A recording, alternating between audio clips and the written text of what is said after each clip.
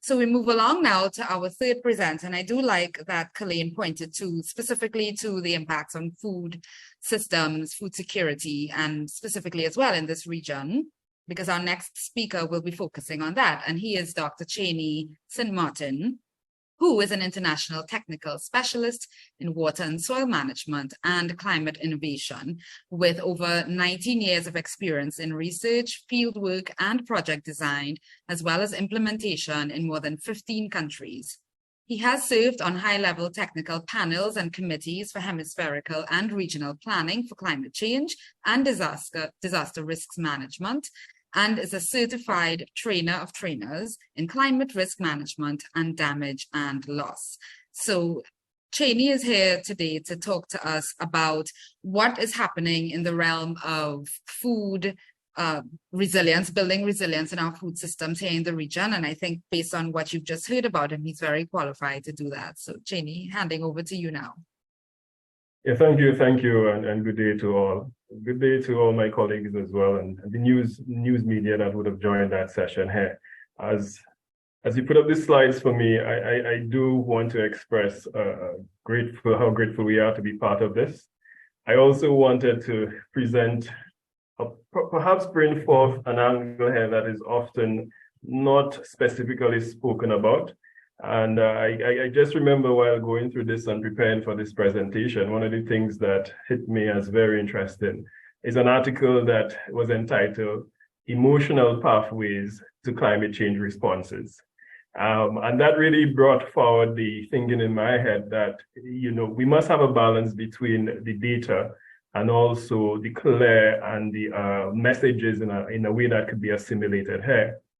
Reading that article also pointed to the direction that, quite frankly, the first trigger to personal or collective action is often an emotional response.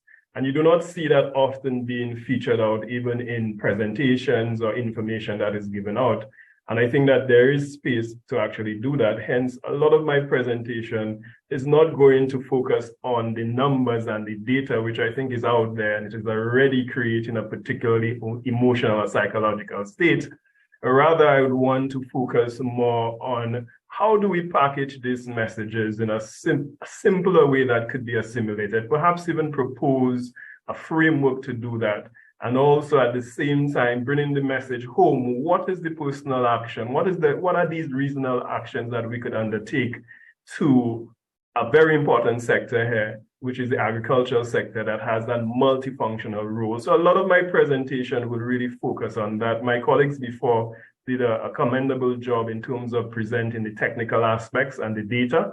But here I really want to attempt to take it home and more personalize it, so that we could galvanize that effort and go forward. And so hence the name of the presentation here is towards more climate responsive agri-food systems here.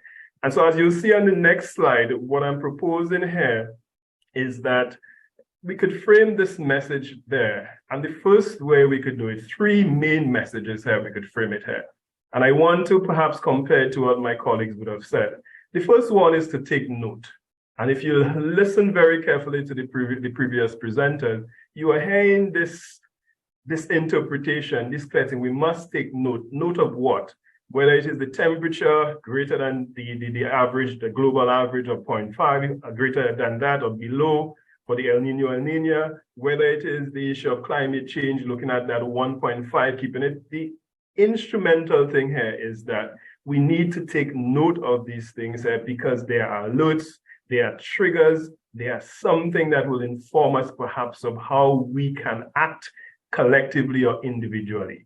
And so if we could put all of this technical information into a simple thing to the media that, hey, take note of these things, keep your eyes, observe these things.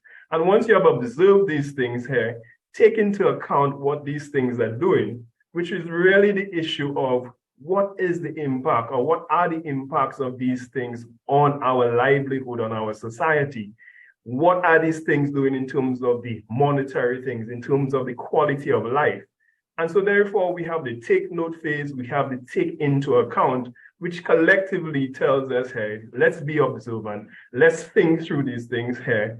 And more so, once we have done that, let's take action, whether it's regional or individual action. And this is what I want to present here in terms of galvanizing, or perhaps the bridge between the academic and the technical and the media and the communication aspect, if we were to frame some of these things along these things here. And this is not my particular framing. I've applied it to the agricultural sector.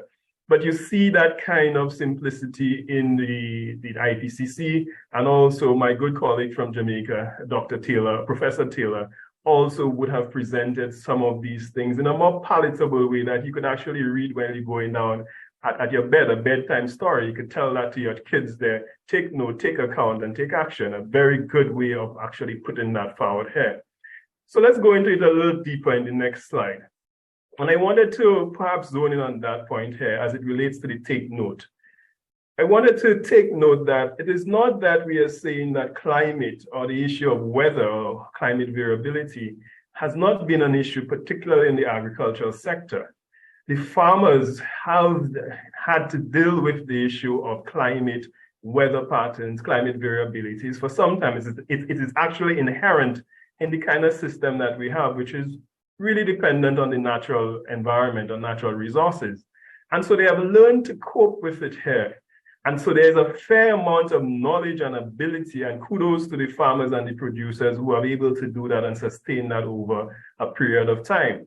So we recognize these efforts here, and there is some know-how here. What we are saying there, if you take note now, with these areas that are not so familiar to the farmers in terms of the farmers being able, or producers or persons along the value chain, having a sense of the familiarity of these patterns, now these patterns are not being so familiar, and it is being in the event it is being extreme, that is causing an additional stress. And many of the farmers and persons along that value chain, including households, they really are at that breaking point. How much more can I cope? Is this my final point, given all what I have to do? And that is the critical question there, if we're going forward with the message of climate change, El Nino, Niño, etc. How much more can the system, how much more can the household take? How much more can a unit of production, distribution, etc. take? And if you go, you press here, you'll see the clear message here. If you want to express that in the technical term, you keep note. Keep note of that, or take note of that, again, that temperature increase. And this is what it is essentially saying, that when you look at these temperatures increases, they're really threatening agriculture as a developmental pillar, whether it is for overall security, food system strengthening, climate resilience, all of the multifunctionality or multifunctional roles of agriculture, kissing with tourism as well. It is really threatening that pillar of agriculture as a developmental agent here. And that is very important to note as I move to the next slide here. And so that is a very concrete thing. And it is not only for agriculture, it is for almost all of this sector, the basic question as to how much can we tolerate. And the second part of the message here, it is taking into account this. And this is taking into account the impact. And as you'll see as we go through some of the notes here coming on the slide, you'll see that if you look on the right-hand part of the slide, there is a box there that I've put there mimicking the treasury or perhaps the financial prowess of the countries, Caribbean countries, to actually deal with the impacts of that. And you can see most of the coins are outside, and we perhaps just have one coin inside of the box. The clear message here is that however you look at the impacts, you are seeing that most of these challenges or the impacts, damage and loss, the hurricanes, the floods, the water stress, these things are costing us not just financially or the tangible, but also the non-tangible aspects there.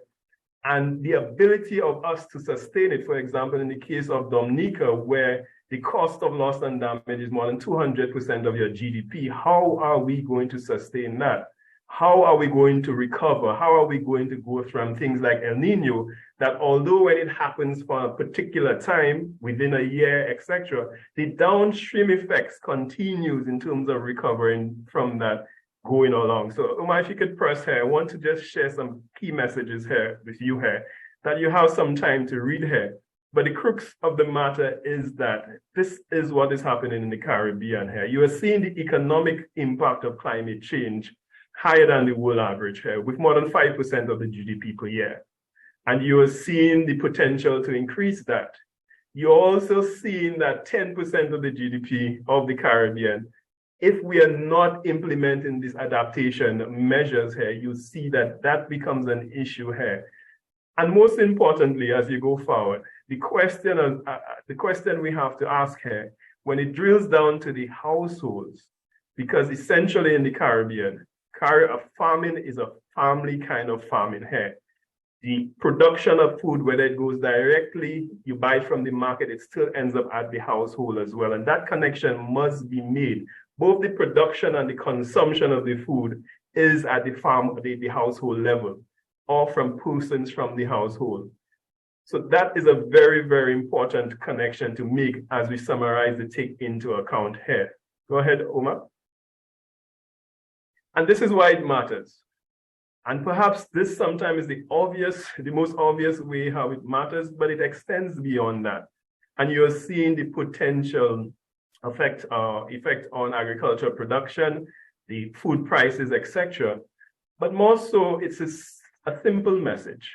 Whether it's El Nino, it will impact, the hazard is a water stress, whether it's flood, drought, etc. And that water is a primary input for the production of any produce. And so whether it's too much, not enough, we have a problem. The hydrometeorological hazards, which are the water-related hazards, these are the main things that are threatening the ability of agriculture to continue to produce and earn a livelihood from. And so in either of these circumstances, we have these challenges. Next slide, please. The third message here is where if what I've said before is not enough to propel you to see that, hey, based upon taking note, take into account that the cost of adaptation is very high. And even at the 1% increase, we are already emptying the purse, and we don't have that financial sustainability to address this. If that is not enough to convince you here, then I do not know what more is needed here. But nonetheless, it has been enough to convince the persons that work in the region that there's a need to take regional action, because sometimes the individual countries, national countries, it is too much that to handle on their own, and weather and climate is something that often does not respect the geographic boundaries here. And so this is really the call for take regional action. I'm going to expand that to also take personal action as we see later. But I wanted to share with you, go ahead, Omar. I wanted to share with you some of the things that we need to also know that is happening in the region, and perhaps what we could connect to from the media point of view. I want to say, keep your eyes on the 25 by 25 reduction in the regional food bill. And I will tell you why as we go later in terms of personal action, because I really want you to leave here with a clear message of how this could be framed and personalized in terms of not just waiting for the region or for the governments or institutions, but clearly visiting you, your household, your child, and see what is your role there, and are you willing to make these or take these action here. Keep your eyes also on the CARICOM Regional Food and Nutrition Security Policy. And also, we want to look at some of the work that has been done to strengthen the climate or agriculture sector in the region. Next slide, please. And so this is what, from the point ICA has done so far, noting that these threats are there, we have developed the Caribbean's first regional or multi-country project, Green Climate Fund project, based on strengthening and transforming the sector. And this is just a snapshot of what we are seeing. The main messages that are there is if we want to transform, we need greater participation and engagement. We need persons from the agricultural sector to know that there are avenues to obtain finance. And we need a more evidence-based approach and stronger capacity to fuel that change here. Next slide. So it's all about you here. This is the take personal action here. And as I said at the beginning, this is a very important quote that ties things together. all of the research that has been done before, they're showing that across all of the geographies, there are two things that can potentially reduce the impacts of the climate change or change that scenario that we are looking at.